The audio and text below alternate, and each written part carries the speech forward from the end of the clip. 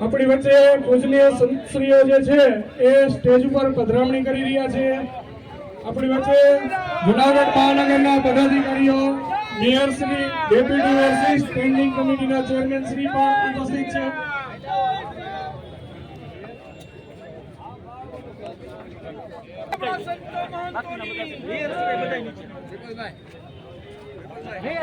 કાર્યક્રમની શરૂઆત કરવા જઈ રહ્યા છે।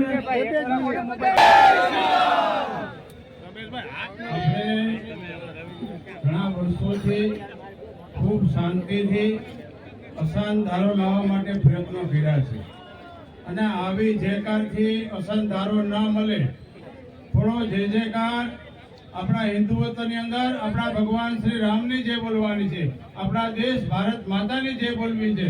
એટલે પ્રેમથી સૌ સાથે જય જય શ્રી રામ, જય જય શ્રી રામ, જય જય શ્રી રામ, જય જય શ્રી રામ। ની અંદર અનેક વિસ્તારોની અંદર ઘણા સમયથી આપણા હિન્દુ સમાજની અંદર જે મુશ્કેલી પડી રહી છે એ વર્ષોથી આપણે એક માંગ છે કે જે વિસ્તારની અંદર આવી મુશ્કેલી પડી છે ત્યાં સરકાર શ્રી અશાંત ધારો લાવે અને એ વિસ્તારની રક્ષા થાય।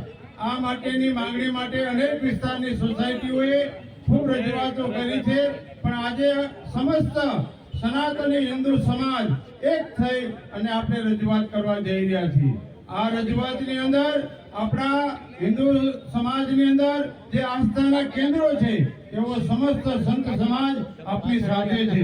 એટલે આપણે સૌએ ખૂબ હૃદયથી ભાવથી આ કાર્યની અંદર જોડાવવું જોઈએ અને શાંતિથી રાખી અને કલેક્ટર શ્રીને આપણે આવેદન પત્ર આપવાનું છે। આ માંગ દરેક જિલ્લા, દરેક તાલુકામાં હોવી જોઈએ અને થશે। મેં તે દિવસે સૂર્ય મંદિરની અંદર કીધું હતું કે દરેક વિસ્તારની ઈચ્છા તો છે।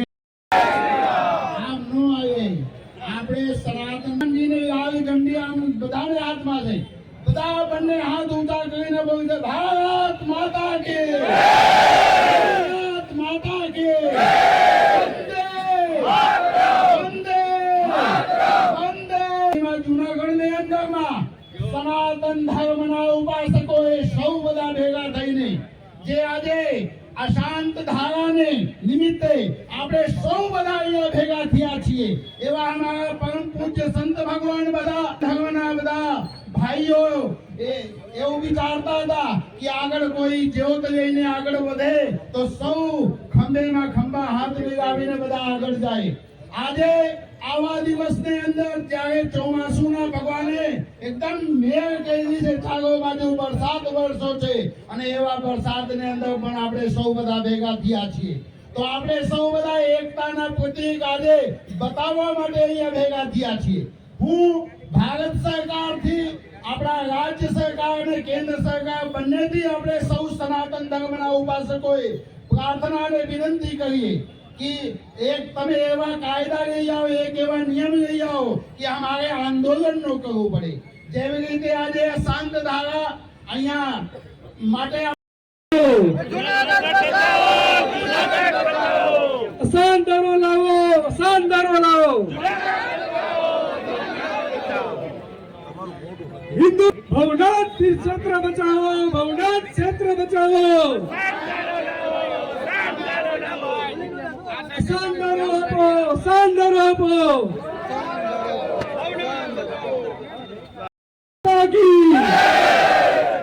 ભારત માતા કી શાનદારો લાવો, શાનદારો લાવો। જુનાગઢ બચાવો, જુનાગઢ બચાવો। ભવનાથ બચાવો, ભવનાથ બચાવો।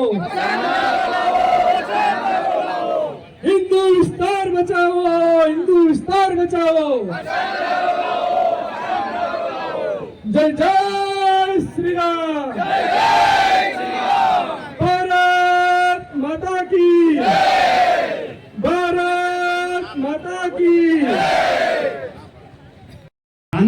જવાનું છે, પણ આપણી માંગ આક્રોશયુક્ત હોવી જોઈએ. કોઈને નડતરરૂપ નહીં, પણ આપણો જે જન આક્રોશ છે એ સરકાર સુધી પહોંચે અને આપણી માંગ તીવ્ર થાય અને આપણી માંગ સરકાર સ્વીકારે એ જરૂરી છે.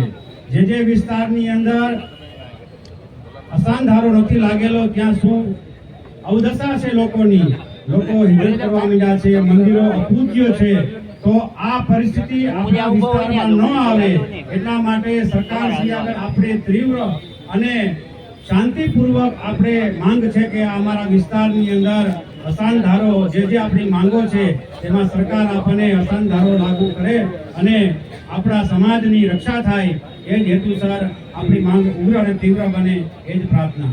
જય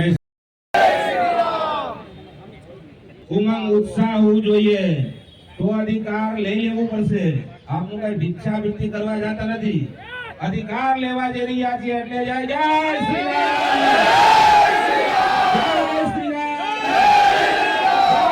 રામ, જય શ્રી રામ. સમગ્ર ગુજરાતનો ધાર્મિક હબ છે, એટલે હિન્દુ ધર્મની રાહ સિંધવા વાળા કોઈ સિટી શહેર કે તીર્થ સ્થાન હોય એ જુનાગઢ છે, ભવનાથ છે. આપણું જુનાગઢની ઐતિહાસિક શિવરાત્રી મેળા, પરિક્રમા મેળા આખા જગતમાં વિખ્યાત છે. એટલે અસાન ધારાની માંગ પર આપનું ભૂમિથી ઉઠવું જોઈએ, આપનું ભૂમિથી ચાલુ શ્રી ગણેશાય થવું જોઈએ.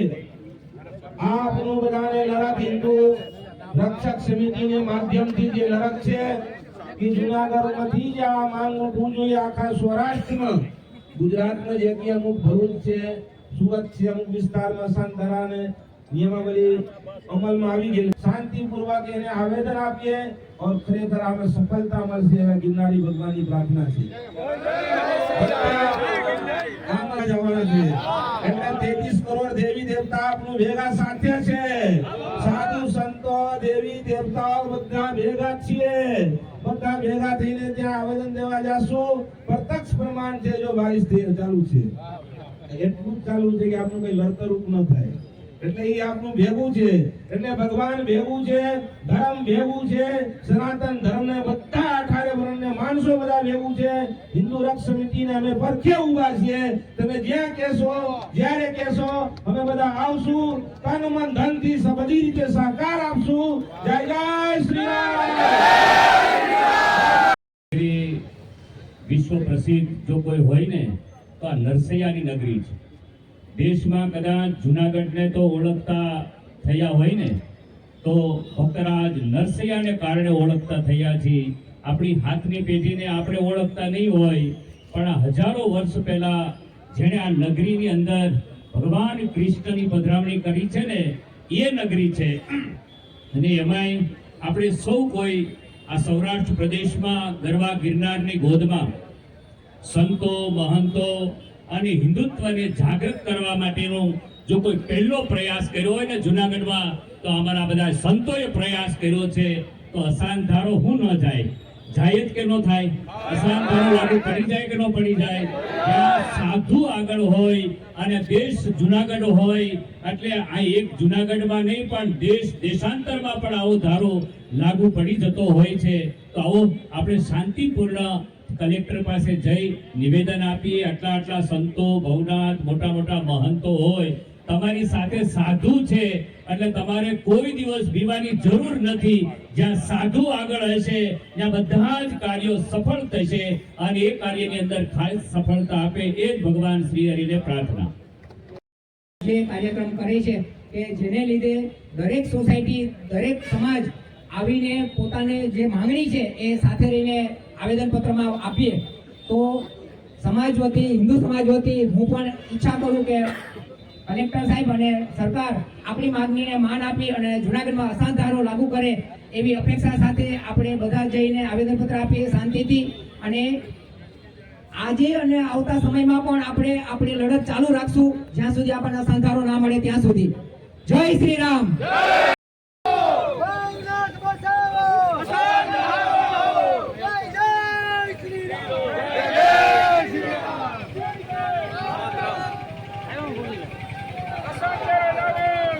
બચાવો.